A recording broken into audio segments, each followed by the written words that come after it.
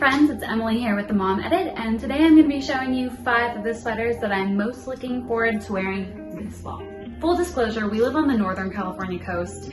I wear sweaters year round. Some of these sweaters I've been wearing for the better part of a couple of years now, but that doesn't mean I'm any less excited to start layering them up with other pieces and integrating them into my wardrobe in a more intentional way this fall. So the first sweater I am genuinely obsessed with these days is the Shaker Stitch sweater from Gap. All of my sweaters you'll see are in neutral hues. I tend to collect neutral sweaters in general just because they're easier to return to year over year. When I wear the same sweater 3 days in a row to drop off, they're not like, there she is in that fuchsia sweater again. They're just a little stealthier when you rerun them all the time. I just got this year. The quality on it is phenomenal. It's got this really beautiful rolled neckline. The stitching is really substantial. It has like a beautiful texture, but it's not so big of a stitch that it's gonna get snagged on things. The shape is great. It's not cropped. It's just hitting at the waist with just enough for you to tuck in. It's got a little pocket detail. I will say I've been wearing this one enough that I'm considering getting it in a couple more standout colors. They have a really pretty blue. They also have a fuchsia, a green that's super rich and kind of jungly looking.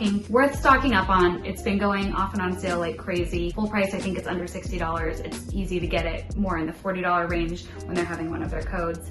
I'm obsessed. The second sweater that I've been loving is a Dolman style. You can't really tell just looking at it, but it has a really special drape when you put it on that makes it feel more elevated, even though, again, this is just 100% cotton sweater. I got this one from Banana Republic. I think they're getting low on sizes, but there are tons of Dolman sweaters out there, especially Dolman sweaters with this kind of ribbing texture that makes it walk this fine line between elegant and casual, which is exactly right up my alley. It's how I like to dress. It's like that whole schleppy-chic aesthetic that I return to time and time again, where you somehow manage to look pulled together despite the fact that you're essentially wearing loungewear. Again, I chose a lighter color, which for life with a 7-year-old might not make the most sense, but we have a 6-month-old and she spits up on me constantly, and lighter colors are actually way easier when you're spit up on than dark colors. They last throughout the day. No one's the wiser when I'm covered in spit ups. I tend to gravitate toward lighter colors actually. When she gets a little older and becomes messier, I'm sure I will regret this decision, but so far, so good. And another tip with light colors is you just happen to look kind of chic. Like, oh, look at that bold mom that's wearing a light color. Little do you know, it's actually easier on me for laundry. This one I've been loving for more than a year now. I picked it up when I was pregnant. It's an oversized cardigan. This one's from Abercrombie. There's a lot of texture in it. It's actually a chenille fabric, but it's not the chenille of the 90s that you may remember where it's borderline sparkly. It's really subtle. Almost everyone that touches this sweater is like, oh my God, that sweater's so soft. You'd never know it was chenille. It just adds rich texture and it's very plush and cozy. I don't think that this exact style is being offered this year, but I did notice they have a cardigan with really similar proportions in a different style knit. Tempted to pick one up. They have it in really pretty brown. I happen to wear this more often than not kind of off the shoulder. It's a little bit too oversized for me to just wear it as a blouse, but I'll put it on over a cropped black tank or some kind of like camisole or t-shirt and just kind of wear it a little off the shoulder so that it feels a little bit more intentional, a little bit less covered up and modest since it is such a thick knit and such a substantial sweater. I feel like you can be rather buttoned up, no pun intended, if you just wear it as is, but it's a fun one to style a little bit differently, and it's actually substantially warm enough that I can wear it when we're walking to school. And we'll make sure that I try to link up a similar option because this one has gotten so much wear over the last year. And if you do happen to pick one up from Abercrombie,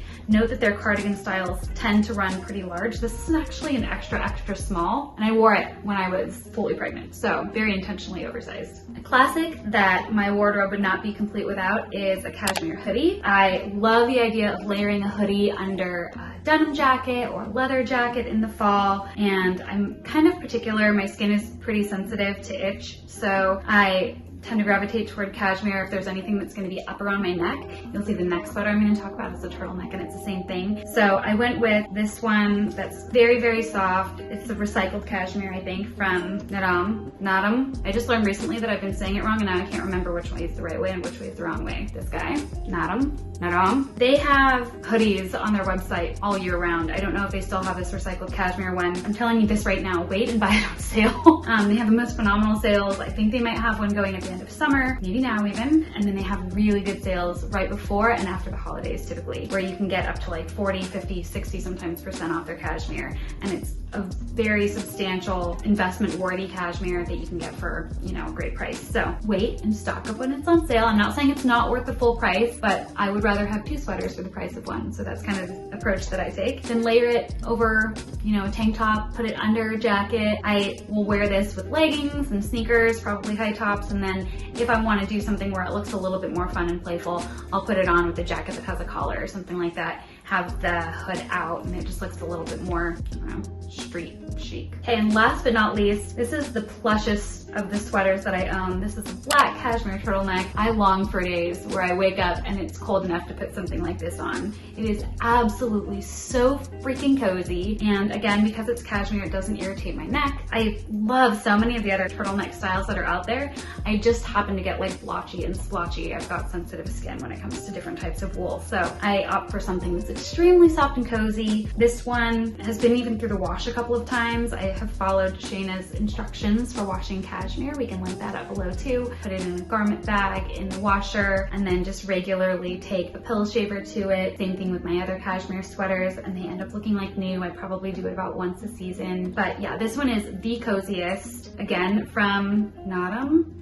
They have kind of like 3 tiers of cashmere. This one that we talked about earlier is probably the lightest tier. This is probably the heaviest tier. It's what they call Luxe on their website. So anything that's got Luxe in the name is going to be like a super plush, thicker, warmer, cozier knit. And I reserve this for when I genuinely need to be warm and cozy. Yeah, I've layered this up to make it super, super warm. But for winter and fall here in California, generally if there's a long sleeve tee under this, it's plenty warm on its own. Okay, that's it. Those are the 5 sweaters that I'm looking forward to wearing this fall. Most of them I've already been wearing through the majority of our summer. We have quite a bit of fog here in July and August and June gloom and all that. I have plenty of excuses to wear sweaters here on the coast, probably why I tend to collect so many. If you like what you see, make sure to subscribe below and follow us for more of what we love here on the Mom Edit. Bye.